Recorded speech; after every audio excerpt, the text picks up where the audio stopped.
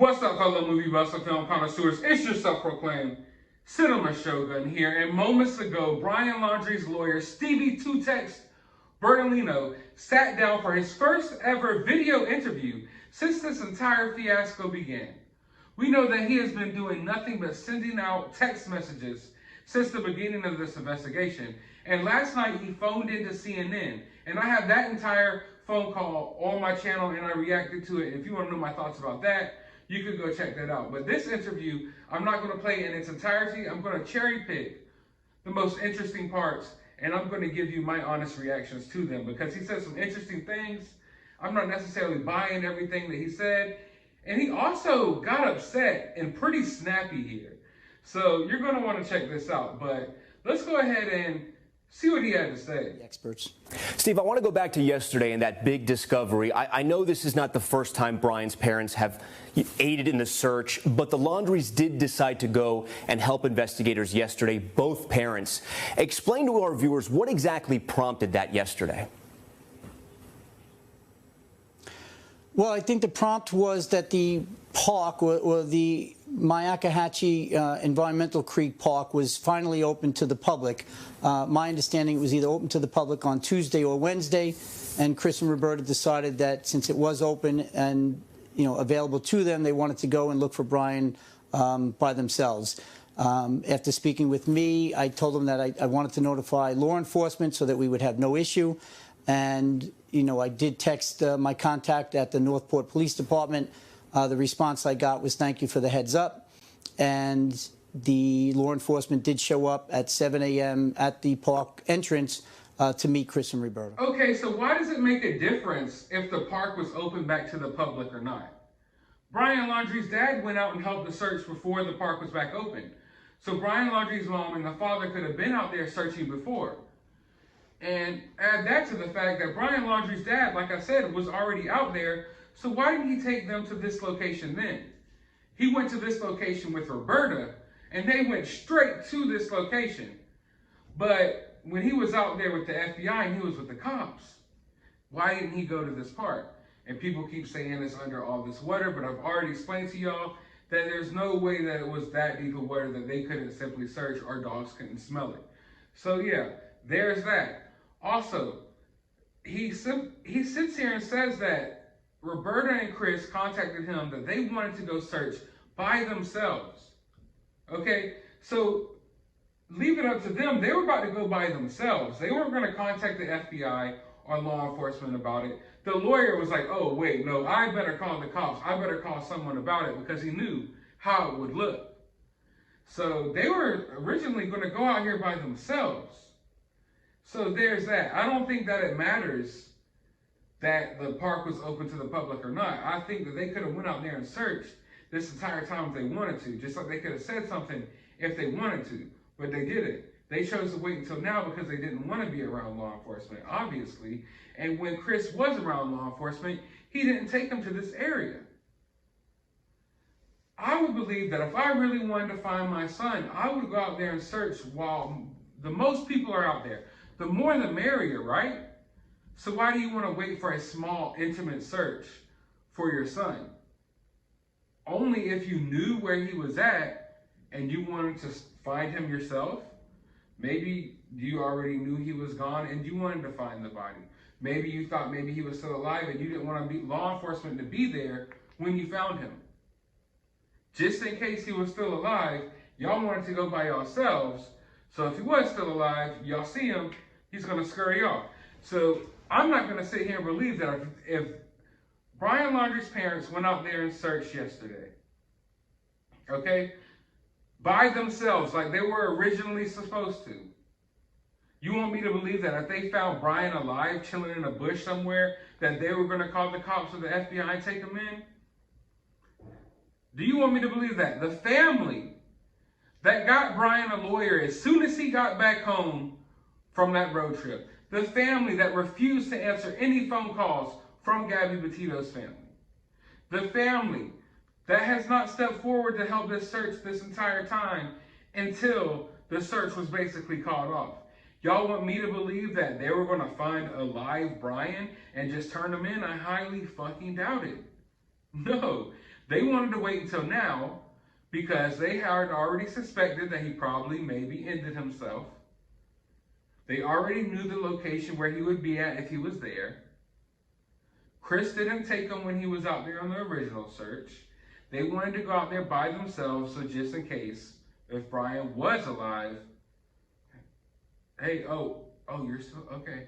Well, I guess we'll go back home and make some more ponchos and make some orange juice or whatever the hell they do. That was what the plan was, if you ask me. I don't think they're going out there and they were going to find a live Brian and they were going to turn him in. Now, if they find a deceased Brian, were they going to call someone? Yeah, I do believe that. But we'll never know what would have happened because the lawyer got involved and the lawyer, advised them that they needed to bring law enforcement. And they did. And they found what they found. But let's listen to what else he had to say. Chris and Roberto. What do you say to all those people out there who say this is really a strange coincidence? Both parents go out, mother and father, and then suddenly these big clues turn up, including what we now know are the remains of Brian Laundrie.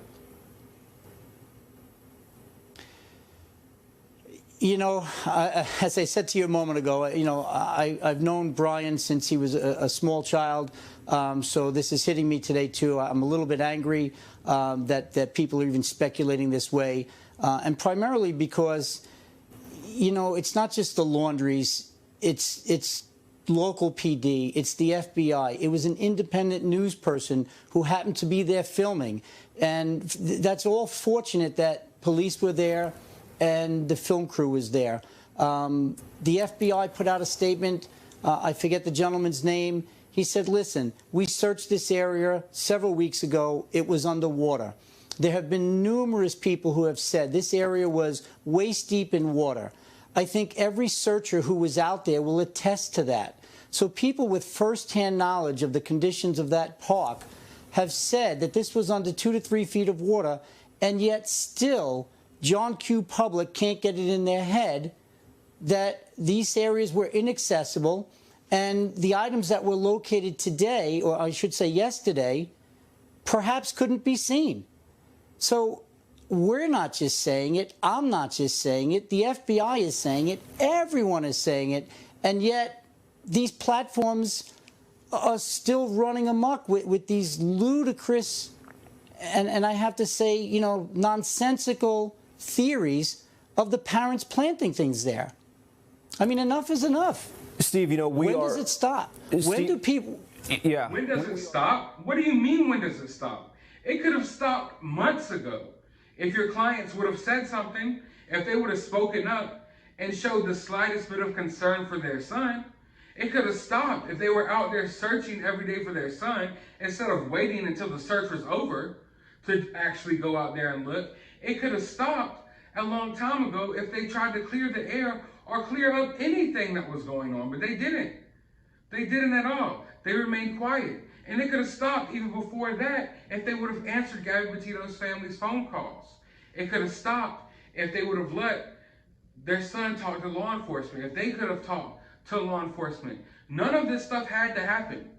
None of this stuff had to transpire. And what I'm not about to do is let this lawyer sit there and preach to us as if we're bad people for what transpired here. No, your clients, under your advisement, made themselves look worse than they had to, and they went out their way to not say anything to Gabby Petito's family while their daughter was missing, and they went out their way to make things harder for law enforcement. They changed the dates of when Brian went missing. They changed multiple details of how everything went down. They refused to talk to anyone, and when we saw them, they showed no sympathy. They snatched signs about Gabby Petito out of their front yard. What do you mean, when does it stop? It all could have been nipped in the bud, and none of this stuff would have even had to have happened. None of us probably would have even known about this case if the parents did the right thing from the beginning. Now, I'm not placing all the blame on the parents, no. But the parents are the parents in this situation. I know that Brian Laundrie was a grown man. He's 22 years old and he can make his own decisions. But were you making the best decisions when you were 22 years old? When you were at the age of 22, did your parents still kind of know what was best for you? If Brian's parents did the right thing from the beginning, none of this had to happen. Brian would probably still be alive today. Would he be in jail? Probably. I would like to assume so. But he wouldn't be partial remains sitting in a reserve. So I'm not going to sit here and get preached to by this lawyer, and I don't think anyone else should be getting preached to by this lawyer when it was the decisions that he made, Brian's parents made, and that Brian himself made that got us here in the first place. And the theories about the parents possibly planting some of this evidence there aren't ludicrous and nonsensical at all. All of us have sat here for 4 or 5 weeks now and watched the FBI, local law enforcement, and independent searchers give it their all to find Brian. We watched them exhaust every resource that they had available to them. We watched it live on television, helicopter view, every single day for weeks. Hundreds of FBI agents, hundreds of law enforcement, any type of equipment you could think of, the sniffing dogs, you name it, everything. They went balls to the wall to find this guy. I'm talking about they brought out stuff that I didn't even know they had. I've never in my life seen a search effort as crazy as a search effort for Brian Laundrie. And they found nothing. But Brian Laundrie's parents went out there and found him and found all this evidence within 20 minutes. They walked straight to the location and found it within 20 minutes. The day after the park was open to the public. That's why there's theories out there, because that does not make sense. That is crazy. That is absolutely insane when you think about it. That these two middle-aged people who have never in their life, at least I would assume, searched for anyone or anything, went out here in this reserve and did the job that hundreds, if not thousands, of FBI agents and local law enforcement, they did the job that they couldn't do. They found a body and found evidence that not drug sniffing dogs, but body cadaver dogs that can sniff and smell bodies even when underwater. Couldn't find this guy, but Brian's parents went out there and found him within 20 minutes, walked straight to the location, straight to it. Even though people, and I've seen the pictures, people, just random people have been in that park looking, and we're literally right there by the location multiple times. Didn't get a whiff of anything. Didn't see anything. All of these FBI agents, nothing. But in 20 minutes, the parents find it. And you think that we're not supposed to find that odd? You don't think that people are going to find that kind of crazy? I find it crazy. And for the lawyer to even sit there and act like that's not crazy, it's him being dishonest in itself. Like, how can you not acknowledge how crazy that sounds? It sounds totally unbelievable. And the fact that it's a possibility that that is actually what happened, it's just blowing my freaking mind. Because what do we even have an FBI for if Roberta and Chris Laundrie can find Brian, but they can't? Just tell me the truth. You know this family. You're representing them. How would you describe the Laundrie's interaction with law enforcement? So, as I mentioned a couple of times today to other news organizations, today is not the day to discuss the Gabby Petito case. I understand that that was the impetus, that is the reason why all this is happening, but that doesn't explain why people come up with these nonsense. Can we just pause for a second and acknowledge the facial expressions that this news anchor is putting on his face right now? I think all of us are looking at Bertolino like that. Like, man, he's not trying to hide it at all. He's looking at him like, you fucking motherfucker. Oh, man. To other news organizations. Today is not the day to discuss the Gabby Petito case. I understand that that was the impetus, that is the reason why all this is happening. But that doesn't explain why people come up with these nonsensical theories as to yesterday's events and some other events. It doesn't explain, Tom, why major news organizations just yesterday on Fox News, an anchor was accusing me of communicating with Brian with a burner phone until his solar power ran out and I could no longer communicate. That was from an anchor. You had pundits on CNN just last night with all kinds of theories. So my anger and my frustration, and when I say when does it stop, what I'm saying is when does it stop that these conjecturists, these theorists, people who have no firsthand knowledge, and specifically with yesterday's events, you have people with firsthand knowledge telling you how this played out, and yet people still don't believe it. So I'm going to focus on that. I'm not going to talk about the Petito family. They suffered. No, Tom, let me finish. Yeah. They suffered a grave loss. And on September 14th, when I first went on video, I said there are two families here that have suffered a great tragedy. There are two young people that have now lost their lives. There are parents that are suffering. Now, I understand that. Whatever happened or whatever didn't happen, whatever people know, this is tragic for two families. And anybody with a child and anybody with a sense of humanity can understand the frustration that both families feel. Steve, on that point, wait, what? How can you even sit there and say, oh, now's not the moment for us to talk about Gabby Petito? Get the fuck out of here, bruh. Now's not the moment to bring up Gabby Petito because Brian... What? You expect that today no one can mention Gabby Petito. Oh, we can't talk about Gabby Petito today because today's a sad day and we all know now that Brian is dead. No, get the fuck out of here with that bullshit. Please. I can't even believe he just said that. He had the audacity to say that we shouldn't be talking about Gabby Petito and the Petito case right now. Today's not the moment for that. Today, we mourn Brian Laundrie, the beautiful soul that he was. No. Today, we talk about Gabby Petito because justice was not served.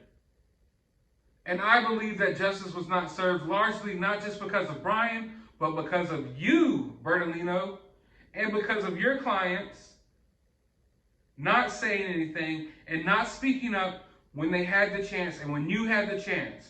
You said it out your own mouth that you spoke to Brian the day that he disappeared, the day that he went on the run, and you didn't do more to stop it.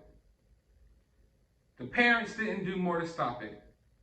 Even in the interview, you say that Brian's dad wished he did more to stop him. Maybe if y'all did more and cooperated more with law enforcement from the beginning, Brian wouldn't be gator food right now. But it's looking like that's what happened. And you say that now's not the time to talk about Gabby Petito. Now is the perfect fucking time to talk about Gabby Petito. Because now Gabby Petito's family will never get the justice that they deserve. And everyone could go on about, oh, trials are really bad and you don't want to have to sit there through the trial. Man, I don't want to hear that nonsense. I'm sure Gabby Petito's family would have liked Brian to have to answer for what he did. And I'm sure they would have liked more answers as to what transpired. And I know all of you feel that way, and I know I feel that way as well. So, no, justice was not served here, if you ask me. And no, I don't think we shouldn't talk about Gabby Petito today. Why? Because Brian chose to end her life and then end his own because he couldn't live with what he did, because he couldn't man up to what he did. So now we're supposed to not talk about the Gabby Petito case today. Let everything rest. Everyone take it easy. Let's all have a moment of silence for Brian. No, fuck that. But the part about him saying that the news anchor was accusing him of talking to Brian via burner phone and it died once the solar power energy ran out, that was kind of funny. But just overall, this whole interview, you can see he's being snappy and angry and mean. Like, we're to blame for this. As if we are to blame for all of this. We didn't ask for Brian to do what he did to Gabby. We didn't ask for Brian's family to cover up what happened and not to talk to Gabby's family. So we had to sit here for the last few weeks of our lives dealing with all of this madness around this case. We didn't ask for this. Brian brought this upon himself. Brian's family brought this upon themselves. And you, Bertolino, brought this upon yourself. But that's what I have to say about all this for now. I want to know your thoughts about all of this down in the comments below. Now, he did say some more things in this interview, and I'm going to break that down in another video, but I wanted to keep this a little bit shorter if I could. But I want to know everything you feel about this, because I know emotions are high right now, and we all have a lot of theories and opinions that we all want to express. Feel free to express them down in the comments below. While you're down there, hit that subscribe button, hit that thumbs up button. Go to the description of this video. I will have a link to my other channel. I posted a good video over there last night that I want y'all to check out. Go check that out. I also have a link to my CashApp if you would like to support this channel. You can do so that way. And a link to my Twitter. You can follow me on there. But as always, find some time out of your day to go watch a movie.